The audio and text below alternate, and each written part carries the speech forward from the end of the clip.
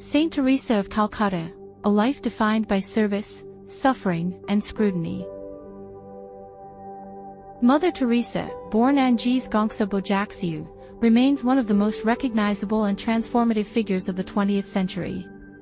Her small stature, wrinkled face, and simple blue and white sari became globally synonymous with selfless devotion to the poorest and most abandoned people on earth. Yet, the story of the woman who would become a Catholic saint is far more complex than the icon, marked by a hidden spiritual desolation and significant, enduring controversy. Part 1, The Making of a Missionary, 1910 to 1946. Childhood and Early Vocation. Anjezë Gonxha Bojaxhiu was born on August 26, 1910, in Skopje, then part of the Ottoman Empire, now the capital of North Macedonia.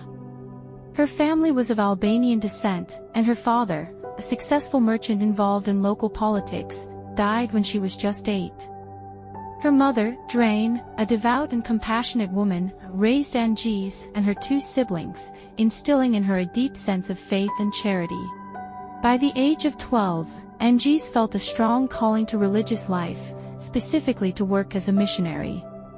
At 18, she left home, never to see her mother or sister again, to join the Sisters of Loreto in Ireland. It was here she received the name Sister Mary Teresa, after Saint Teresa of Lisieux, the patron saint of missionaries. After a brief novitiate, she departed for India, arriving in Calcutta in 1929. A life behind convent walls.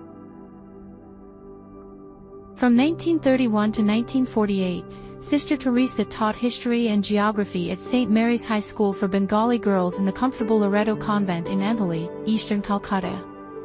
She took her final vows in 1937, adopting the title Mother Teresa as was the custom for nuns who had made their final profession. She learned to speak both Bengali and Hindi and eventually became the school's principal in 1944. Though she enjoyed teaching, she became increasingly disturbed by the agonizing poverty she witnessed just outside the convent's walls. The devastating Bengal famine of 1943 and the violence of the 1946 Direct Action Day riots plunged the city into crisis, deepening her internal conflict between her comfortable life and the suffering around her. The call within a call. The moment that irrevocably changed her life occurred on September 10, 1946, while traveling by train from Calcutta to Darjeeling for her annual retreat. She later described this as a call within a call, a profound, mystical experience where she felt the voice of Jesus, abandoned and in pain on the cross, asking her to serve the poorest of the poor by living among them. The vision was clear. He asked her to start a new religious community dedicated to serving him in the unwanted, the unloved, the uncared for. This was a command to leave the relative security of the convent and embrace the radical poverty of the slum dwellers.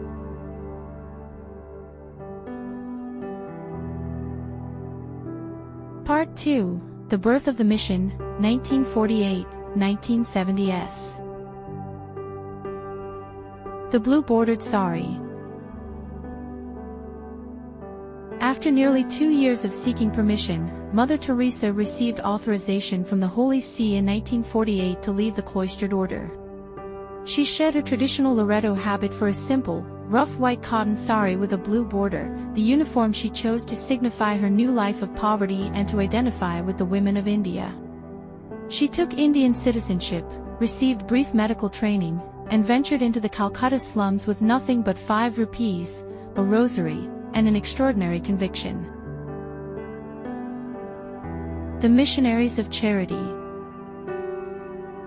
Joined by a few of her former students, Mother Teresa founded the Missionaries of Charity in 1950.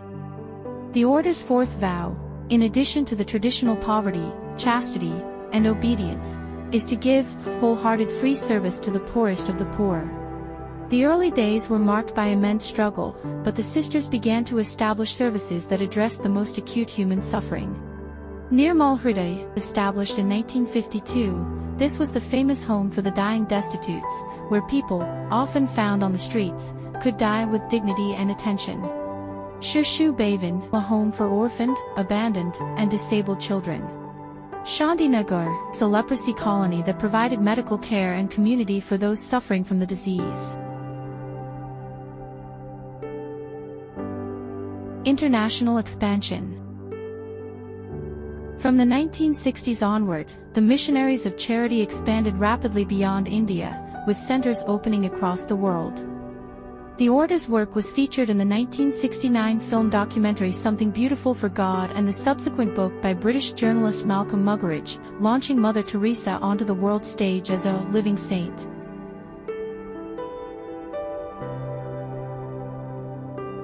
Part 3: Spiritual Darkness and Global Recognition. The Nobel Peace Prize and Global Platform. Mother Teresa's fame peaked in 1979 when she was awarded the Nobel Peace Prize. Characteristically, she refused the traditional celebratory banquet, asking that the money be donated to the poor, stating, "I believe the greatest destroyer of peace today is abortion, because it is a direct war, a direct killing, a direct murder by the mother herself." Her unyielding conservatism on matters of sexual ethics and abortion became an integral part of her public persona and a central point of future criticism.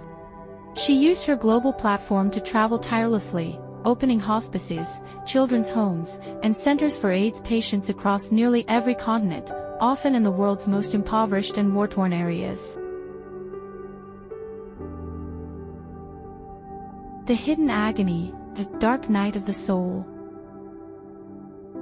The most stunning revelation about Mother Teresa's life came a decade after her death with the publication of her private letters in the book Come Be My Light, 2007.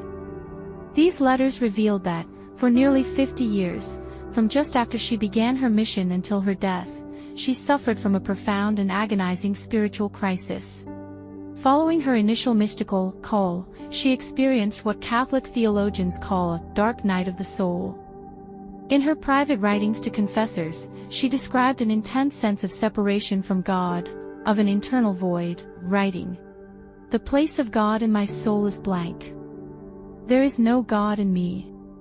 When the pain of longing is so great, I just long and long for God, and then comes the terrible feeling of being unwanted by God." She felt a profound loneliness and even considered herself a hypocrite for preaching a God whose tangible presence she could not feel. The fact that she continued her grueling, joyful work for the poor for 5 decades while enduring this inner turmoil became, for many, the ultimate proof of her heroic faith and sanctity.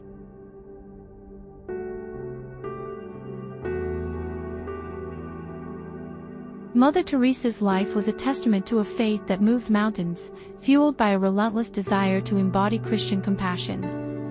Her legacy is one of the 20th century's greatest dichotomies, a public image of unwavering, joyful faith juxtaposed with decades of private spiritual torment, and a global movement of charity overshadowed by questions of medical efficacy and theological priorities. She was, and remains, a global figure whose immense impact compels the world to look beyond the myth and confront the harsh realities of service, sacrifice, and the search for God in the deepest darkness.